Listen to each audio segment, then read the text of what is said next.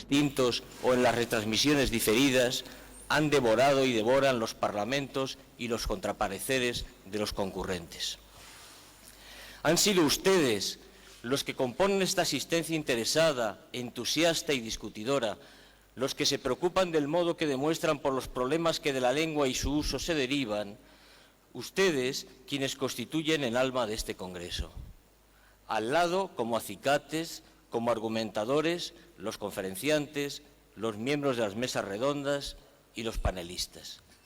La verdad es que los organizadores no hemos tenido más que fabricar el estuche para que todo se resolviera. Confesemos, permítanos este punto de presunción, confesemos que ciertamente el estuche ha sido el correcto, pero el pueblo de la ciudad de Rosario, sus autoridades, las autoridades de la República Argentina, con la senadora Fernández de Kirchner a la cabeza y la licenciada Magdalena Fallase en la comisión ejecutiva, las empresas que se implicaron en el proyecto y la Academia Argentina de Letras supieron sacarle lustre, ilustrar el texto que la ciudad ofrecía. El año que viene se conmemorará, y aquí hemos empezado a hacerlo, el 4º centenario de la primera edición del primer Quijote. Permítanme que les recuerde que se cumplirán también los 110 años de la publicación en Besançon de capítulos que se le olvidaron a Cervantes, un sorprendente libro del boliviano Juan Montalvo. Y hoy hace con exactitud 60 años y 10 meses de que apareciera en Buenos Aires la importante reedición a cargo de Ángel Rosenblatt. En el capítulo 3 de los que Montalvo fingía olvidados por Cervantes, Don Quijote, no sin escándalo de Sancho, convierte en suya una aventura de otro famoso caballero. Bueno, pues así los organizadores hacemos nuestro un congreso que en realidad construyeron ustedes. Muchas gracias.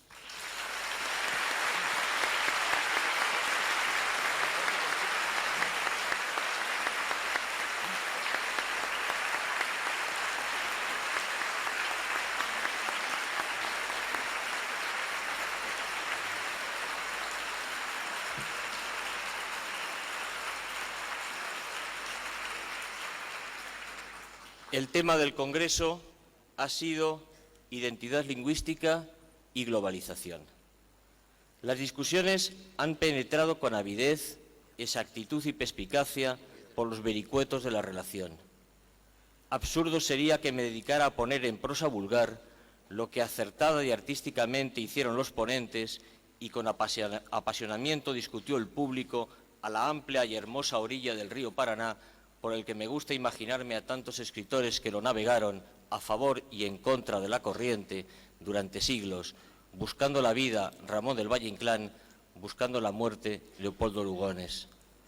Quisiera tan solo reunir como en un manojo los dos polos del título que une el adjetivo lingüístico. Me refiero a identidad y a globalización, y ello porque permite hacer también un ramo que ofrezco a todos los profesores de español, arrimando la teoría lingüística a la práctica docente. ¿Quieren una explicación? Recurramos de nuevo a Jorge Luis Borges. No en vano estamos en la Argentina. En 1928 publicó un ensayo titulado El lenguaje de los argentinos, y en él decía que empeñándose en borrar sus peculiaridades idiomáticas nacionales, el hablante solo obtenía un español gaseoso, abstraído, internacional, sin posibilidad de patria alguna. Las grandes lenguas internacionales, entre ellas de modo importante el español, llevan en la gloria de su extensión geográfica la enfermedad de su empobrecimiento. La globalización tiende a reducir el número de idiomas utilizable para los intercambios y en ello busca la coartada para la simplificación al subrayar lo que hay de común y válido para todos. Cualquier lingüista incipiente sabe que el secreto de la lengua radica en la capacidad de significación que ofrece un código ampliamente compartido. Pero ello dificulta también la expresión de lo más íntimo, porque aunque el sentimiento sea individual y exclusivo, la palabra tiene necesariamente que ser comunitaria. La generalización de los idiomas conduce, pues, a la anulación de las diferencias, a su neutralización, con el peligro de convertirse así en la lengua de todas partes, pero también en la lengua de ninguna, en la lengua de muchos, pero en la lengua de nadie. No nos parece por ello acertado encarar la difusión y la enseñanza del español junto al fenómeno de la globalización de modo tal que borre la identidad lingüística. Por el contrario, es preciso que seamos capaces de conciliar lo uno con lo otro, que consigamos combinar la difusión de la lengua, su extensión geográfica cada vez mayor, con el mantenimiento de aquellas particularidades no asistemáticas que permiten a cada uno reconocerse en la lengua común, esa que tanto juego da a nuestros dramaturgos de uno y otro lado del océano. Porque no se trata de enseñar un español de ninguna parte, sino decididamente enraizado en sus manifestaciones culturales. La lengua debe ser siempre para nosotros la entrada en la cultura con todas sus particularidades. Como les he recordado que decía Borges, debemos huir de un español gaseoso, abstraído, sin posibilidad de patria alguna. A la vez, podemos afirmar la idea que expresó el poeta Luis Cernuda desde su exilio inglés. Compartimos una patria, para unos será la única, para otros una patria compartida en amor y vida. Una patria, en cualquier caso, donde los grandes monumentos de todos los tiempos y de todos los lugares coinciden. Se hacen coetáneos. La patria de la lengua, una patria tan abierta y capaz que caben en ella incluso las otras lenguas que no han dejado de depositar su légamo en el castellano, las lenguas compartidas por muchos hablantes de Europa, América o África, ya sean el quechua, el aymara, el guaraní, el catalán, el euskera, el gallego o las lenguas de las etnias guineanas, todas y cada una con sus propias particularidades, su difusión y su capacidad de producción cultural. Porque no lo olvidemos, cuando hablamos de 400 millones de hablantes, nos referimos a una población que en un porcentaje no desdeñable comparte la lengua común en régimen de bilingüismo con otra lengua minoritaria. Permítanme que no olvide y que además subraye el modo en que se ancla en esta reflexión, la importancia de certificar el conocimiento del español como lengua extranjera, según luego veremos. Resulta preciso establecer en todos los lugares la posibilidad de conseguir un diploma panhispánico que atestigue el conocimiento del español. Un diploma que sea admitido para los usos académicos, pero también para los usos laborales en todos nuestros países. Un aspecto, pues, en el que tan importante resulta la colaboración de los Estados y de las universidades como el que presten las empresas privadas. Durante los últimos años, las academias de la lengua de los países hispánicos, bajo la batuta de sus presidentes y, desde luego, la diplomacia del director de la Real Academia Española, el profesor Víctor García de la Concha, han discutido largamente para llegar a que todos podamos compartir un diccionario, una gramática, una ortografía. A veces, lo mejor es enemigo de lo bueno, y esas instituciones prefirieron con todo sentido abandonar las empresas de adecuación normativa locales para reafirmar el uso que nos une. A ello colaboran de modo muy importante los medios de comunicación, crisol en el que se destilan, mezclan y luego compactan las particularidades lingüísticas. Esa fue la función que cumplió la ciudad de Sevilla en los siglos XVI y XVII, cuando albergaba gentes de las distintas regiones de España deseosas de venir a esta orilla del océano con objeto de enderezar sus vidas o simplemente de vivirlas. Allí, en las famosas gradas de la catedral que describiera Miguel de Cervantes en Rinconete y Cortadillo, o a la sombra de los muros de la Casa de Contratación frente a la Torre del Oro, aventureros, entusiastas, descabalados de todo orden social, pero también frailes, menestrales, con las miradas llenas de entusiasmo y esperanza, procuraban no decir lo que en su pueblo solo se decía, no pronunciar como en su región únicamente se compartía, para buscar palabras, construcciones, acentos y ecos que colgaran todos de la misma hamaca para ir a conocer el triunfo y la libertad o los dientes afilados de los tiburones del Caribe. Ay, perdón, tal vez me haya equivocado, porque hamaca y tiburón no eran palabras posibles de usar. las llevó a España Cristóbal Colón en su primer viaje. Como tantas otras, se entrecruzaron con las castellanas en el contacto con las lenguas indígenas de América, enriqueciendo aquel idioma que atravesó los mares y que hoy, con la hamaca y el tiburón incluidos, nos reúne a todos, nos ofrece descanso y nos devora.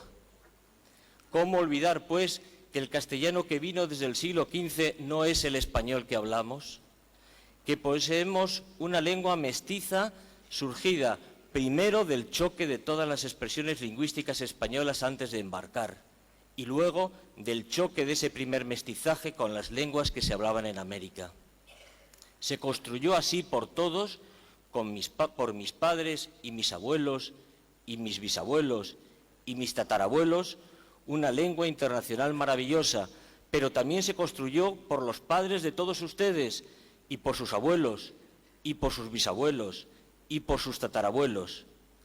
Miremos esas fotos que cuelgan en las viejas casas familiares, tal vez en esas casas campesinas a las que ya casi no volvemos, o busquémoslas en los desvencijados arcones de sótanos o sobraos. Miremos los rostros lejanos, bigotudos, luminosos, embarados, asustadizos. Recordemos sus nombres, ya dignos de las novelas más que de nuestros veloces medios de transporte. Escribamos con la mejor letra sus apellidos, son Gómez y Martínez, pero también Subirats, Hipólizzi, o Iribarren, o Teixeira, o Quispe. Fijemos nuestra vida en sus ojos que nos miran como un túnel cerrado de tiempo y digámosles, tú también hiciste la lengua española. Con ese espíritu de idioma compartido,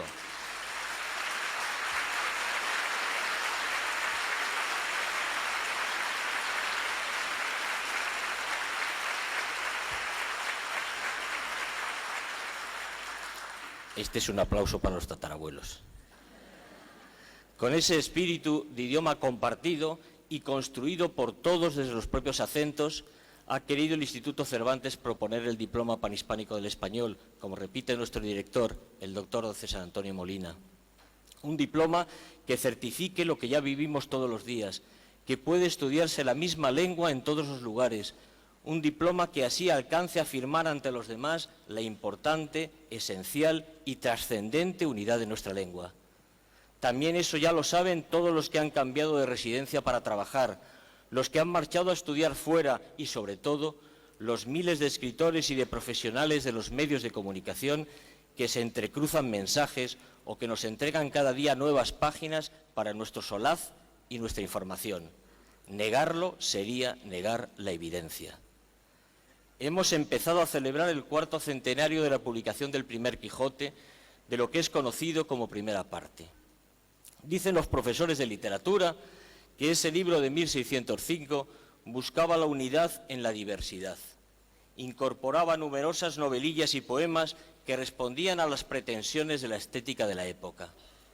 Pero 10 años más tarde, Cervantes da a la imprenta un segundo Quijote, la llamada segunda parte, y ahí han desaparecido las novelitas para aparecer solo como peripecias del personaje.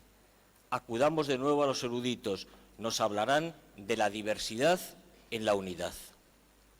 Durante los últimos años, las academias de la lengua y el Instituto Cervantes, con ayuda de numerosas instituciones públicas y privadas que se interesan por el estado de nuestro idioma, han trabajado para conseguir la unidad en la diversidad, algo así como el primer Quijote, pues quijotesca era la empresa. Desde el final de este tercer congreso les propongo un trabajo para los próximos 10 años, con objeto de que al celebrar en 2015 el 4º centenario de la publicación de la segunda parte del Quijote, podamos decir que hemos asegurado la diversidad en la unidad. Antes, probablemente en la primavera de 2007, tendremos una primera parada en un nuevo congreso. Una parada, una salida, una vela de armas, una aventura, una ínsula. Si Barataria era la única isla rodeada de tierra por todas partes, esta sería la del único mar rodeado de mares por todas partes. El mar de nuestra gran lengua común, los mares de nuestras lenguas. Hacia allá tratará de llevarlos el Instituto Cervantes a quien corresponde asegurar la Secretaría Permanente de estos Congresos Internacionales de la Lengua Española. Solo desde esa responsabilidad les he hablado. Hasta entonces, muchas gracias.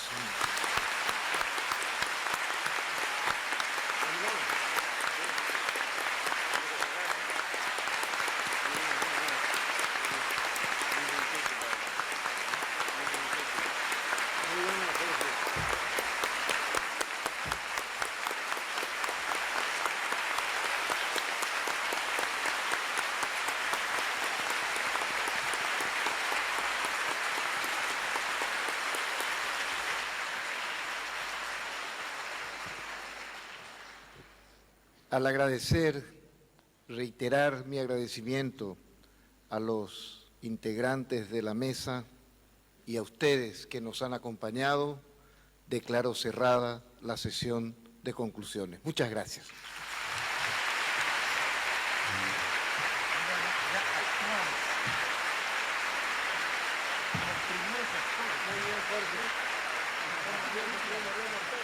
Bueno, muy bien, estábamos en vivo desde la ciudad de Rosario, donde los hombres de letras repasaron las conclusiones a las que arribaron luego de 3 días de deliberaciones en el Congreso Internacional de nuestra lengua, la lengua española. Pero, ¿cómo continúa esta historia? Dentro de algunos minutitos nos vamos a enfrentar a un momento realmente muy emotivo cuando el Premio Nobel de Literatura, estamos hablando de José Saramago, le brinde su homenaje a nuestro querido Ernesto Sábato. Usted lo va a tener a través de nuestra pantalla, por supuesto. Y luego, allá por las 18, llegará el momento de la clausura del Congreso. Pero reitero, nuestra próxima cita será con Ernesto Sábato. Hasta entonces.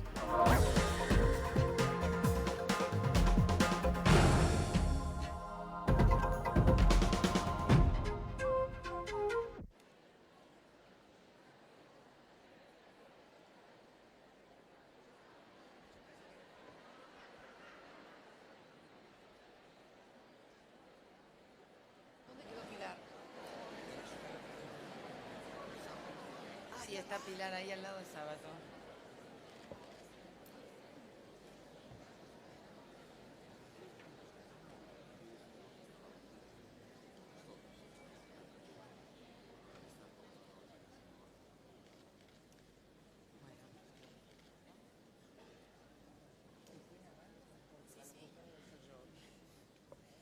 Bueno, buenos días a todos. Hoy es un día de gracia y de felicidad para los que estamos todos aquí reunidos en esta querida ciudad, ya en el cierre de nuestro tercer Congreso Internacional de la Lengua. Y el motivo es nada menos que rendir homenaje al Premio Cervantes de la República Argentina, al maestro Ernesto Sábato,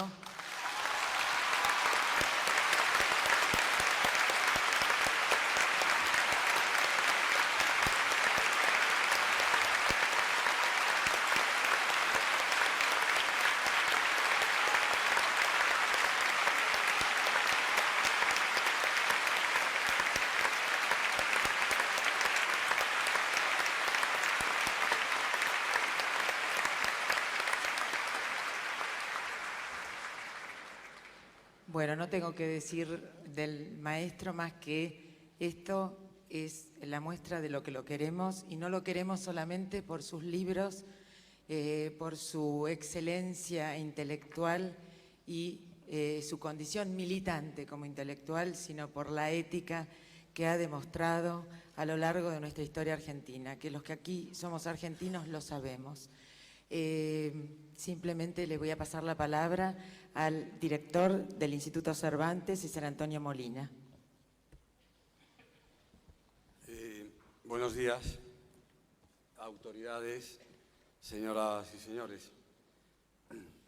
Cuando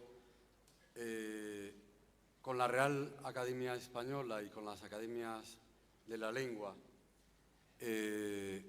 debatimos sobre qué se iba a hacer en este tercer Congreso Internacional de la Lengua Española, todo el mundo, desde el primer momento, pensó que era una obligación el hacerle este homenaje a Ernesto Sábato, no solo por ser uno de los más grandes escritores argentinos, sino por ser uno de los más grandes escritores en nuestra lengua. Por lo tanto, desde el primer momento tuvimos presente que este congreso no podía acabar sin este acto. Y pensábamos que iba a ser así, multitudinario, para mostrarle nuestra admiración como escritor, pero también quienes hemos convivido con él durante tantos años, mostrarle nuestro afecto y nuestro cariño, porque es tan grande como escritor que como persona. Y eso tampoco es fácil. Nosotros, el Instituto Cervantes, no vengo a hablar aquí como escritor y como crítico literario que ha escrito mucho sobre sus libros y sus obras, sino quiero hacerlo, y brevemente, como director del Instituto Cervantes. El Instituto Cervantes, al menos hasta ahora, no da premios, ni siquiera el Premio Cervantes. Incluso yo ni siquiera puedo asistir a esas deliberaciones, sino que delego mi voto en un escritor elegido por mí para que ese escritor, a su vez, dé el voto que él piensa sobre el escritor correspondiente en ese año que se merece este premio. Pero yo pensé que podíamos dar un premio incluso, no sé si mayor, yo diría que casi mayor, que es el siguiente. El Instituto Cervantes tiene repartidos, como ya les hemos dicho y ustedes saben, muchos centros en todo el mundo. Y el corazón de esos centros es la biblioteca. ¿Qué mejor premio que poner el nombre de un escritor a una de esas bibliotecas? Y yo he tenido el honor de poner el nombre a una de esas bibliotecas, la biblioteca del Instituto Cervantes en Budapest, en Hungría, en presencia de los príncipes de Asturias y en presencia del presidente de la República Húngara hace apenas pocas semanas, pocos meses, en el mes de septiembre, con la presencia de Elvira González Fraga, persona a la que también quiero y admiro y que fue su representante allí. Al lado del Danubio, en una gran ciudad, una ciudad y un pueblo a cuya lengua está traducido Sábato y que el propio Sábato mostró su interés porque esa ciudad sobre la que él alguna vez ha escrito o sobre la que él también ha soñado otras muchas veces, está su nombre presente allí. El Instituto Cervantes hace un regalo a los niños, a los colegiales, que es algo muy sencillo. No regala un ordenador personal, porque no tendríamos dinero para regalar tantos ordenadores personales, pero no lo hace por eso. Aunque pudiera hacerlo, no lo haríamos. Regalamos una libreta en blanco para que los niños pierdan el miedo a la página en blanco y escriban desde el comienzo de su vida.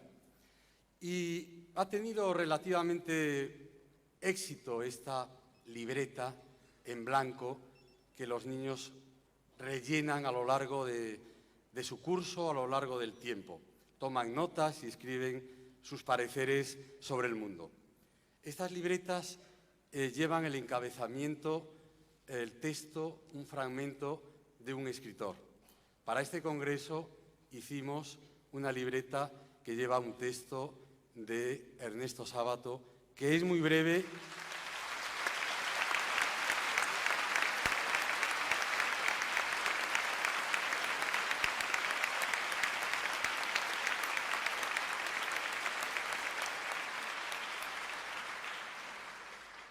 que es muy breve, pero que es lo que les va a animar a ellos a saber que pueden escribir también. No tan bien, pero pueden al menos intentarlo. Y lo voy a leer, y con ello concluyo. Es un fragmento del Túnel, y dice: bastará decir que soy Juan Pablo Castel, el pintor que mató a María Iribarne. Supongo que el proceso está en el recuerdo de todos y que no se necesitan mayores explicaciones sobre mi persona. Aunque ni el diablo sabe qué es lo que ha de recordar la gente, ni por qué, en realidad siempre he pensado que no hay memoria colectiva, lo que quizás sea una forma de defensa de la especie humana. La frase «todo tiempo pasado fue mejor» no indica que antes sucedieran menos cosas malas, sino que, felizmente, la gente las echa en el olvido. Desde luego, semejante frase no tiene validez universal. Yo, por ejemplo, me caracterizo por recordar preferentemente los hechos malos y así casi podría decir que todo tiempo pasado fue peor, si no fuera porque el presente me parece tan horrible como el pasado.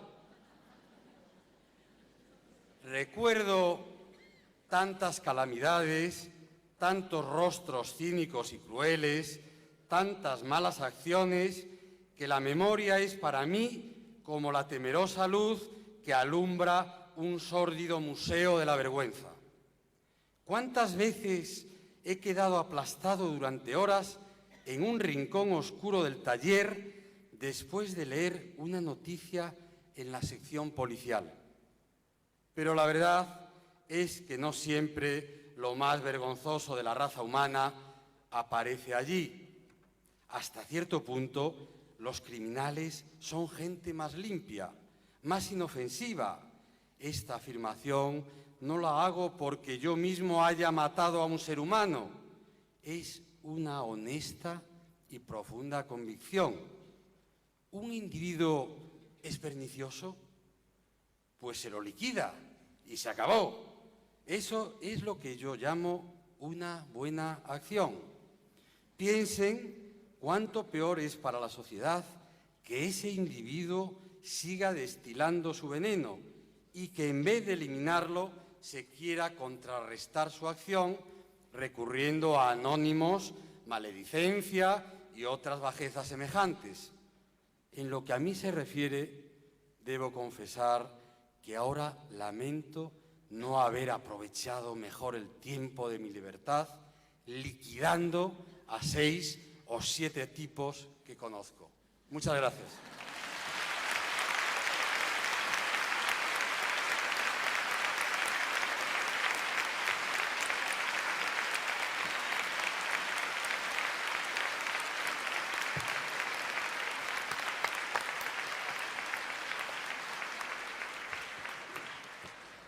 Le pedimos que nos dirija unas palabras al director ejecutivo de la Real Academia Española, don Víctor García de la Concha. Maestro Sábato,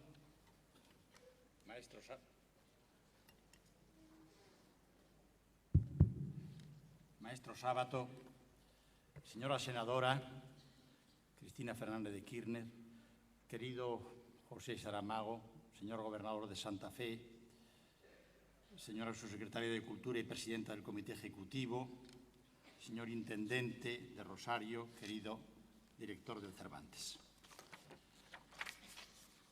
Querido maestro, no tengo palabras. Eso decimos cuando nos encontramos en el trance de tener que elogiar algo que nos sobrepasa. ¡Qué paradoja! Que el director de la Real Academia Española diga que no tiene palabras, cuando tiene al alcance de la mano todas las palabras del diccionario. pero hasta es posible que en ese momento muchas se nos acumulen en tropel. Sin embargo, los espacios están tan ocupados por los sentimientos, por la emoción, que las palabras tienen dificultad para abrirse camino. Cuando eso ocurre, solemos recurrir al gesto, al aplauso si estamos en la distancia, al fuerte abrazo cuando el contacto es personal, al apretón de manos, sin palabras. Hay con todo algo más difícil todavía: cumplir el oficio de ser portavoz de corazones. Y ese es mi encargo en este momento: dar cauce al homenaje que las 22 academias de la lengua española, que representan institucionalmente a todo el mundo hispanohablante, desean tributar a Sábato en el marco y como acto culminante de la clausura de este tercer Congreso Internacional verdaderamente extraordinario de la lengua española. Dice la Biblia que la voz de Dios suena como rumor de torrente de muchas aguas, pero la voz del hombre, esa débil caña que piensa, usted mismo lo ha dicho, maestro, es frágil y puede desvariar fácilmente, y desvaría cuando a ella viene la sobrecarga de la emoción, y es entonces cuando nos quedamos mudos. Así que cuando hace pocas horas me confirmaron que yo también debería intervenir en este acto, cumpliendo esa misión de ser portavoz de la Asociación de Academias de la Lengua Española, yo me quedé como Cervantes, su amigo Cervantes, maestro, que dice que se quedó a la hora de escribir el prólogo de la primera parte del Quijote con el papel delante, la pluma en la oreja, el codo en el bufete y la mano en la mejilla, pensando en lo que diría. Y así estuve, a fe, tiempo y tiempo, buscando cómo dar cauce al encargo de transmitir ese homenaje. Un homenaje en el que quiere fundirse la admiración por el peculiar talante de creador, por su obra creadora y por su persona, junto con la gratitud por el regalo de su escritura. ¿Cómo decirlo sin caer en el tópico? ¿Cómo registrar todas las variadas vibraciones de tantos espíritus? Como a don Miguel le sucedió, vino en mi ayuda un amigo, el propio don Miguel, que me dijo: por Dios, hermano, ¿cómo es posible, tratándose de sábado, que en cosa de tan poco momento y tan fácil remedio puedas tener fuerza de suspender y absortar tu ingenio? ¿Quieres ver si es verdad lo que digo? Pues estadme atento y veréis como un abrir y cerrar de ojos remedio todas vuestras dificultades. Y en ese punto añadió: basta que recordéis el viejo refrán castellano: la palabra es corta si el agradecimiento es largo. Decid pues solo a mi amigo Sábato: gracias, maestro, todas las gracias del cielo por vuestro ejemplo de escritor y por vuestra obra.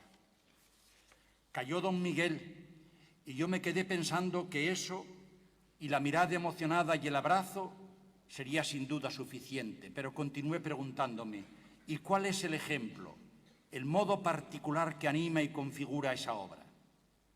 Y a eso sí supe responderme enseguida: es un ir, un venir de la historia a la actualidad más viva, no solo en el contenido de los escritos, sobre todo de las novelas o en sus lucidísimos ensayos, sino en acarrear en el largo recorrido toda la historia del léxico español en su variedad y en su anchura.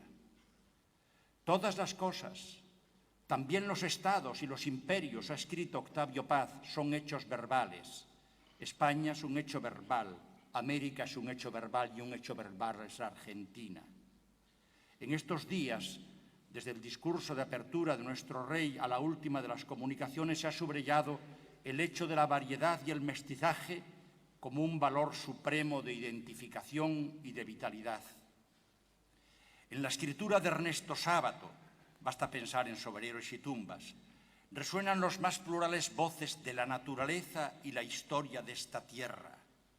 Su escritura es como el Paraná, que viene de Brasil y acumula el Paraguay y se ensancha más y más en el Paraná rosarino hasta confluir con el Uruguay en el estuario del Plata.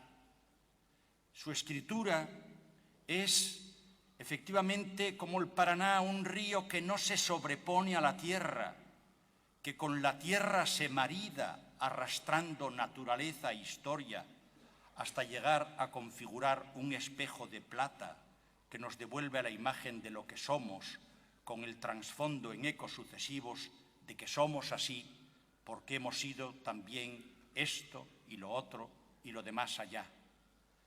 Pocos, muy pocos escritores alcanzan el rango de creador de un mundo. Las palabras se gastan con el uso y hace falta no solo reponerles el brillo original para devolverlas a la tribu, no, hace falta volver a situarse con mirada virgen ante la naturaleza y ante la historia y arrancar de una y de otra las palabras, acumulando vivencias sentidas de cada tiempo, poniendo a las palabras en nuevas posiciones de relación, creando en definitiva ese mundo nuevo. Y es entonces cuando la escritura y la obra convocan al lector, cualquiera que sea el lector, de cualquier punto que venga el lector, a entrar a ser ciudadano de ese mundo nuevo en el que para adquirir carta de ciudadanía es preciso renunciar a posiciones tomadas de antemano y abrirse a la experiencia de configurar una sociedad nueva, fundada y regida solo en y por la palabra. Por esta trayectoria ejemplar de creación, queremos las 22 academias de la lengua española y cuantos detrás de ella hablan español, las 22 academias que en realidad formamos una sola academia de la lengua española, por esa trayectoria queremos, maestro, rendirle homenaje de gratitud. Nunca faltan, maestro, y bien han venido, vienen y vendrán críticos a señalar sombras. Bienvenidos sean al reino de la libertad y de la palabra.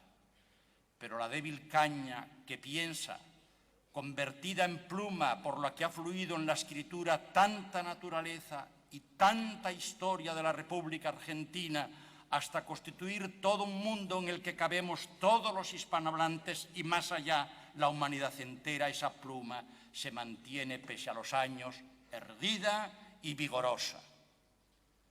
Don Miguel de Cervantes, que observaba por encima de mi hombro lo que escribía, me susurró: pon en glosa ahora los versos de Cide Hamete Benengeli a la pluma. Recordé, maestro y gloso, rendido ante su obra, de frente ante esa pluma antigua y joven, repito en eco de Miguel de Cervantes: tate tate, folloncicos, de ninguno sea tocada esa pluma, porque esta empresa, buen rey, maestro Sábato, esta empresa para ti estaba guardada. Muchas gracias.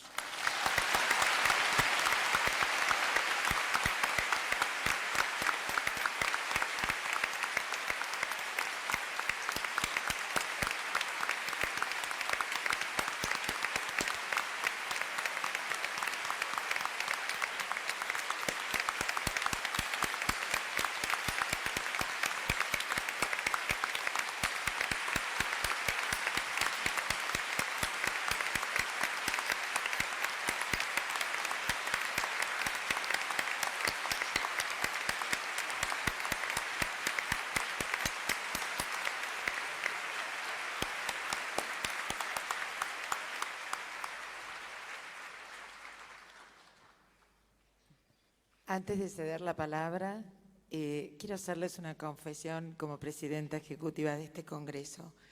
Cuando yo me enteré de que la Asociación de Academias había invitado a José Saramago, Premio Nobel, para rendir el homenaje a nuestro maestro Ernesto Sábato, yo supe que todos los desalientos o todos los pequeños disgustos que requieren la organización de un congreso como este iban a borrarse de un plumazo simplemente por tener a alguien que siempre una presencia como es Ernesto, que lo tenemos próximo y con quien hablo y dialogo, pero por conocerlo a Saramago. Desde que llegó ayer lo hemos tenido cada minuto, le hemos sacado el jugo, lo hemos disfrutado en las escuelas, en las calles, en el hotel, en todos lados, y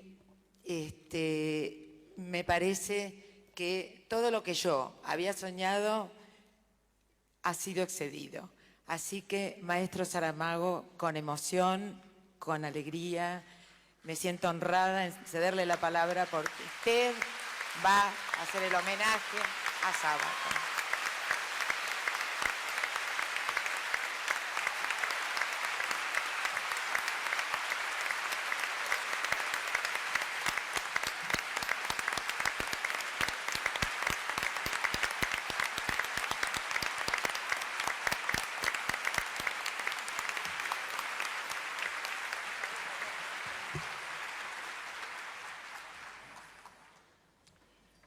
Querido y admirado Ernesto, he escrito algunas páginas y no sabía cuando las estaba escribiendo que el marco en que se desarrollaría el homenaje, que aquí no solo Rosario, sino Argentina y la lengua española, representada por las academias, todas ellas que según la expresión muy feliz de Víctor García La Concha, constituye en el fondo una sola academia. Eso me parece una excelente idea.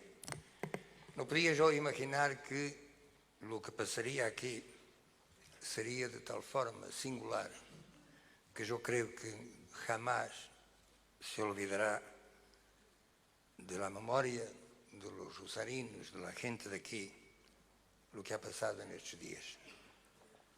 Esas páginas son breves y tengo que decirles que dá mucho más trabajo escribir algo breve que algo que amenaza no terminar. Pero en ellas he puesto recuerdos, emociones y ya veremos qué es lo que llegará a vosotros y qué es lo que podéis aceptar de una expresión auténtica, sincera y que se reporta a muchos años atrás. Mi iniciación en el universo narrativo de Ernesto Sábato y también lo que podríamos llamar su cosmos personal sucedió hace mucho tiempo, hacia el final de los remotos años 50, quando em um já desaparecido café de Lisboa nos reuníamos uns quantos amigos para falar de livros em voz alta e de política em voz baixa, por razões que tanto en el primer caso como en el segundo não necessitam maior explicação. En esa época, las preferencias y los modelos literarios de nuestro grupo se orientaban en su mayoría hacia la dulce y entonces todavía inmortal Francia, aunque algunos, con apenas disimulada soberbia, lo siento, hacían exhibición de intimidades con las literaturas de expresión inglesa, sobre todo con la norteamericana, sobre cuya validez me refiero, claro está, a las pregonadas intimidades, los francófilos, por envidia, manifestaban las más severas reservas. Paradójicamente, la armonía en estos inflamados debates, que nunca se concluyeron de manera satisfactoria, quedaba desviada alguna que otra vez con las intervenciones de un compañero algo excéntrico, que tenía sus amores culturales en otros puntos del planeta y que los defendía con evidente conocimiento de causa. No éramos, hágase-nos al menos essa justicia, completamente ignorantes de lo que sucedía entre el Río Grande y el Cabo de Hornos, pero lo que presumíamos saber no iba más allá de lo fragmentario y, en el fondo, se alimentava mais de referências e alusões casuais que de um interesse real e autonomamente motivado. Esse amigo providencial, de sua boca ouí falar por primeira vez de José Hernández e de Martín Fierro. Se nos aparecia no café, com braçadas de títulos e de nomes, e los lançava sobre a mesa como flores exóticas entre as taças e os ceniceros. Dejo aqui alguns desses nomes e desses títulos como uma simples muestra de la riqueza de su jardín.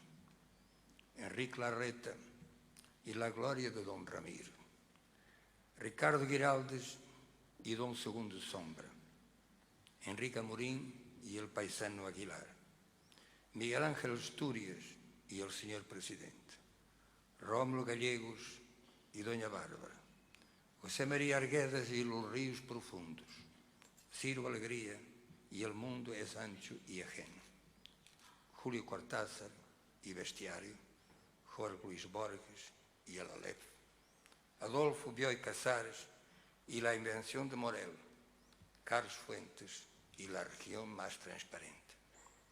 Como dejé dicho, estábamos entonces en las postrimerías de los años 50, razón más que poderosa para que el coronel no tiene quien le escriba, y la ciudad y los perros todavía no hubieran llamado en la aldaba de las puertas del viejo Café de Lisboa. Y estaba sábado. Por un extraño fenómeno acústico cualquiera, el día que oí pronunciar ese nombre, entonces desconocido para mí, asocié las tres rápidas sílabas que lo componían a una súbita puñalada. Conocido como es el significado de esta palabra italiana, la asociación tendrá que parecer de lo más incongruente, pero las verdades son para ser dichas y esta es una de ellas. El túnel fue publicado en 1948, pero yo no lo había leído. Entonces, a mis inocentes 26 años, todavía sería mucho el pan y mucha la sal que tendría que comer antes de descubrir el camino marítimo que habría de conducirme a Buenos Aires. Fue aquel inolvidable compañero de mesa de café quien me proporcionó la lectura de la novela. Enseguida, en las primeras páginas, comprendí hasta qué punto había sido exacta la osada asociación de ideas que me llevó de un apellido a un puñal. Para colmo, con una circunstancia agravante y inesperada. El puñal sábado, después de clavado, no se retiraba de la herida.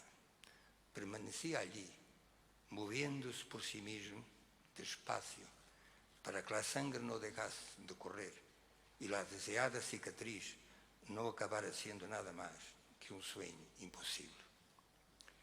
Las lecturas siguientes que he ido haciendo de Ernesto Sábato, tanto de sus novelas como de sus ensayos, a lo largo de todos estos años, confirmaron aquella intuición inicial, la de que me encontraba ante un autor trágico y al mismo tiempo eminentemente lúcido, que además de ser capaz de abrir caminos por los corredores laberínticos del espíritu de los lectores, no les consentía, ni siquiera durante un solo instante, que desviasen los ojos de la esquina más oscura del ser.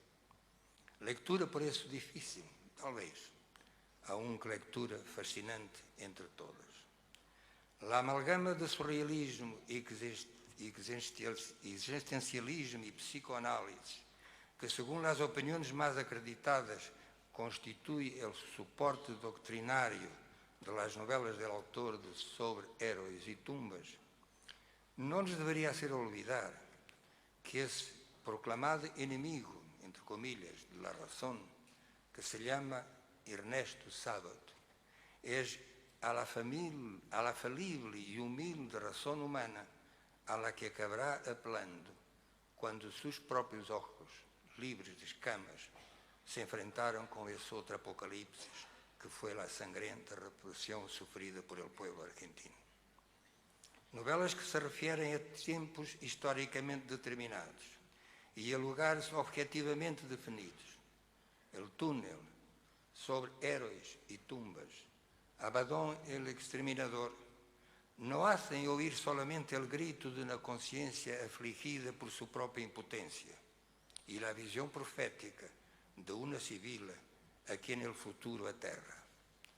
También nos avisan de que, tal como Goya, más conocido como pintor que como filósofo, ya había dejado constancia en el famoso grabado de los caprichos. Es siempre del sueño de la razón que ha nacido, crecido y prosperado la inmunda genealogía de los monstruos. Hacia este profeta áspero y agreste que la vejez no ha conseguido dominar, hacia esta conciencia dolorida por todas las desgracias del mundo, fue que un día, muchos años después de las tertulias del Café de Lisboa, encaminé finalmente mis pasos a esa ciudad de santos lugares, donde también suele irse por otras peregrinaciones edificantes, aunque ninguna tan rica y hermosa en lecciones para el empedernido descreído que les habla. De nuestro primer encuentro, dejé un emocionado recuerdo en mis cuadernos de Lanzarote. Permítase que les lea este breve fragmento. Dentro, pese a la penumbra reinante, ninguna luz estaba encendida. Y en ningún momento sábado se quitó las gafas oscuras de lentes gruesísimos. La sala donde nos recibió daba a la parte de atrás del jardín.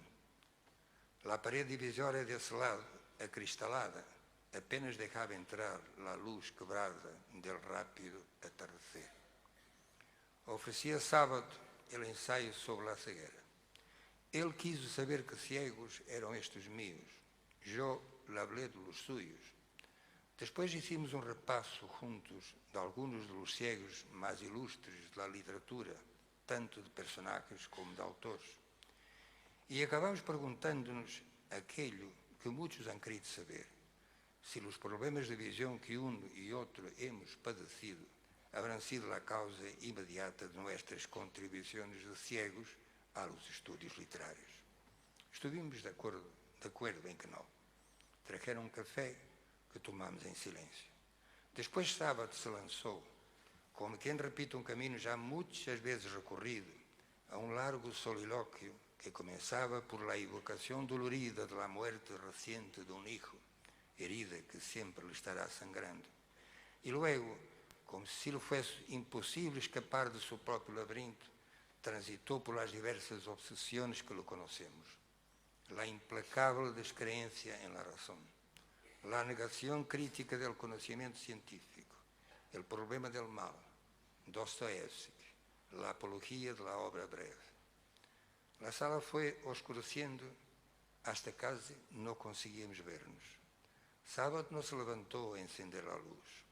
Sombra entre sombras, su voz de ceniza lentamente fue cubriendo la sala, las estantes, las caras, los bultos, las manos. Le dije que hasta para no creer en la razón teníamos necesidad de la razón, que el mal no era efecto ni obra de un demonio, que no hay otro demonio ni otro Dios que la cabeza del propio hombre. No tengo seguridad de que me oyera. Su voz era como un río negro hacia el cual, poco a poco, yo mismo, todavía sujeto a la orilla, iba resbalando. Aquí se acaba la cita. Esta fue la primera vez que nos vimos. Regresé años después a santos lugares.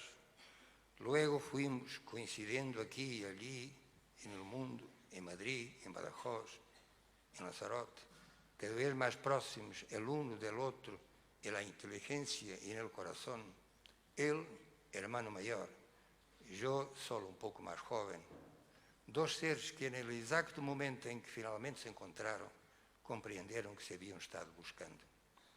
Oh Ernesto, aqui estamos uma vez mais, e ha sido a mim, escritor português e amigo tuyo, a quien le ha cabido el honor inestimable de haber-se elegido mensajero, no já de todos quanto han venido a Rosário a celebrar os fastos de la lengua castellana e a ampliar las avenidas de su futuro, sino también, que me sea perdonada la presunción, de cuantos fuera destas paredes, en Argentina, en América, en el mundo, te admiram e te respetam, leem tus libros, escutam tus palabras e contigo mantiene el mejor de los diálogos, el de las conciencias. Entre el temor y el temblor en que nuestras vidas discurren, la tuya no podía ser una excepción. Aunque quizá no se encuentre en los días de hoy una situación tan radicalmente dramática como la tuya, la de alguien que, siendo tan humano, se niega a absolver a su propia especie, alguien que a sí mismo no se perdonará nunca su condición de hombre. No todos te agradecerán la violencia. Yo te pido que no la desarmes. Gracias.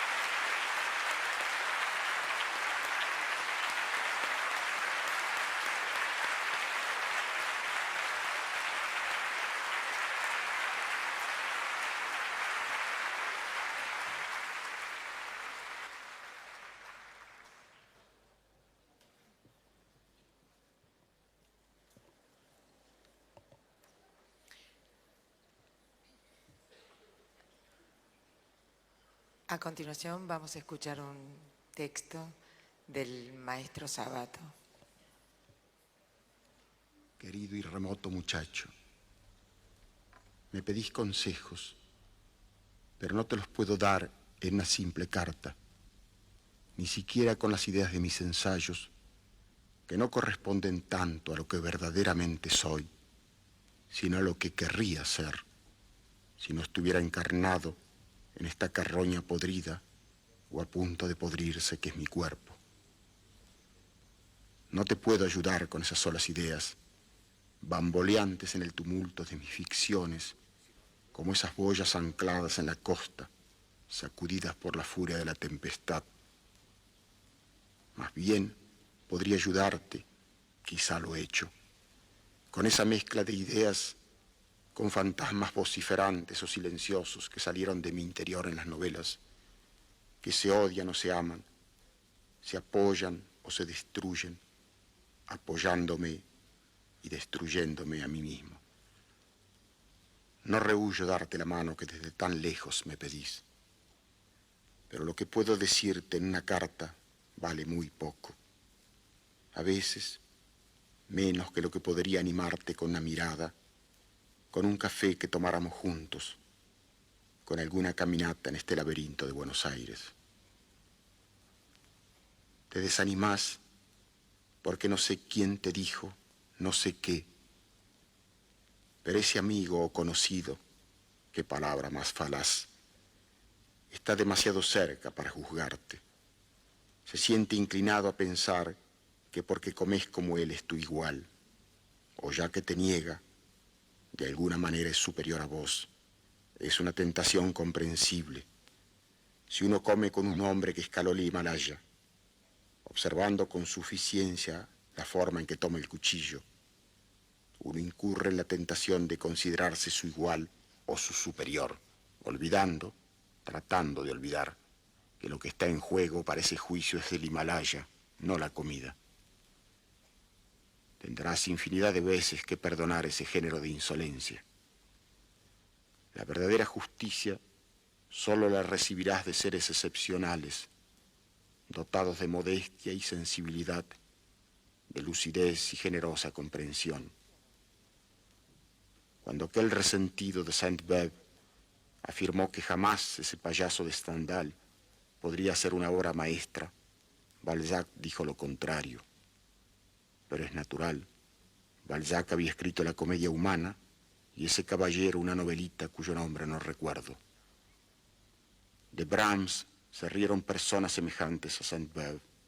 ¿Cómo ese gordo iba a ser algo importante? Hugo Wolf sentenció en el estreno de la Cuarta Sinfonía: nunca antes en una obra lo trivial, lo vacuo y engañoso estuvieron más presentes. El arte de componer sin ideas ni inspiración ha encontrado en Brahms su digno representante.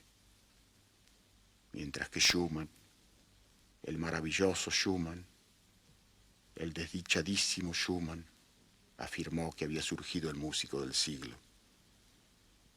Es que para admirar se necesita grandeza, aunque parezca paradójico. Y por eso tan pocas veces el creador es reconocido por sus contemporáneos. Lo hace casi siempre la posteridad, o al menos esa especie de posteridad contemporánea, que es el extranjero, la gente que está lejos, la que no ve cómo tomás el café o te vestís.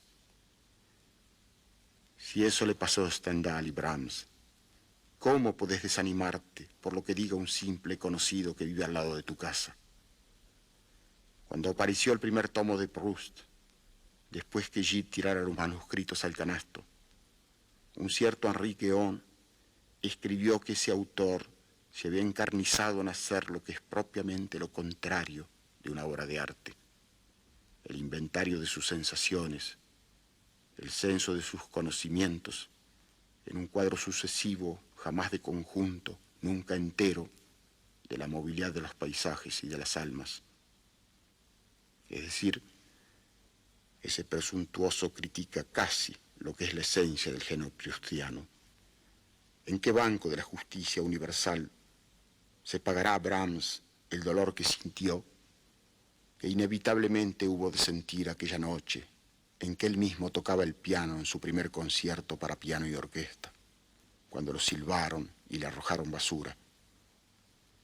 No ya Brahms. Detrás de una sola y modesta canción de Discépolo, cuánto dolor hay, cuánta tristeza acumulada, cuánta desolación. Me basta ver uno de tus cuentos. Sí, ya lo creo que un día puedes llegar a ser algo grande.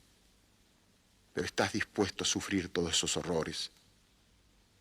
Me decís que estás perdido, vacilante, que no sabes qué hacer, que yo tengo la obligación de decirte una palabra. Una palabra. Tendría que callarme, lo que podrías interpretar como una atroz indiferencia, o tendría que hablarte durante días, o vivir con vos durante años, y a veces hablar, y a veces callar o caminar juntos por ahí, sin decirnos nada, como cuando se muere alguien que queremos mucho, y cuando comprendemos que las palabras son irrisorias o torpemente ineficaces. Solo el arte de los otros artistas te salva en esos momentos, te consuela, te ayuda. Solo te es útil, qué espanto, el padecimiento de los seres grandes que te han precedido en ese calvario. Es entonces cuando además del talento, del genio, necesitarás de otros atributos espirituales: el coraje para decir tu verdad, la tenacidad para seguir adelante, una curiosa mezcla de fe en lo que tenés que decir y de reiterado descreimiento en tus fuerzas, una combinación de modestia ante los gigantes y de arrogancia ante los imbéciles, una necesidad de afecto y una valentía para estar solo, para rehuir la tentación, pero también el peligro de los grupitos, de las galerías de espejos. En esos instantes te ayudará el recuerdo de los que escribieron solos, en un barco como Melville, en una selva como Hemingway, en un pueblito como Faulkner. Si estás dispuesto a sufrir, a desgarrarte, a soportar la mezquindad y la malevolencia, la incomprensión y la estupidez, el resentimiento y la infinita soledad, entonces sí, querido B, estás preparado para dar tu testimonio. Pero para colmo, nadie te podrá garantizar lo porvenir. Porvenir que en cualquier caso es triste. Si fracasás, porque el fracaso es siempre penoso y en el artista es trágico. Si triunfás, porque el triunfo es siempre una especie de vulgaridad, una suma de malentendidos, un manoseo, convirtiéndote en esa asquerosidad que se llama un hombre público. Y con derecho, un chico como vos mismo eras al comienzo te podrá escupir. Y también deberás aguantar esa injusticia, agachar el lomo y seguir produciendo tu obra como quien levanta una estatua en un chiquero. Lee a Pavese. Haberte vaciado por entero de vos mismo, porque no solo has descargado lo que sabés de vos, sino también lo que sospechás y suponés, así como tus estremecimientos, tus fantasmas, tu vida inconsciente, y haberlo hecho con sostenida fatiga y tensión, con cautela y temblor, con descubrimientos y fracasos. Haberlo hecho de modo que toda la vida se concentrara en ese punto, y advertir que es como si nada, si no lo acoge y da calor un signo humano, una palabra, una presencia, y morir de frío, hablar en el desierto, estar solo, día y noche como un muerto. Pero sí, oirás de pronto esa palabra, como ahora donde esté Pavese oye la nuestra. Sentirás la anhelada presencia, el esperado signo de un ser que desde otra isla oye tus gritos, a alguien que entenderá tus gestos, que será capaz de descifrar tu clave. Y entonces tendrás fuerzas para seguir adelante. Por un momento no sentirás el gruñido de los cerdos. Aunque sea por un fugitivo instante, verás la eternidad. No sé cuándo, en qué momento de desilusión, Brahms hizo sonar esas melancólicas trompas que oímos en el primer movimiento de su primera sinfonía. Quizá no tuvo fe en las respuestas porque tardó 13 años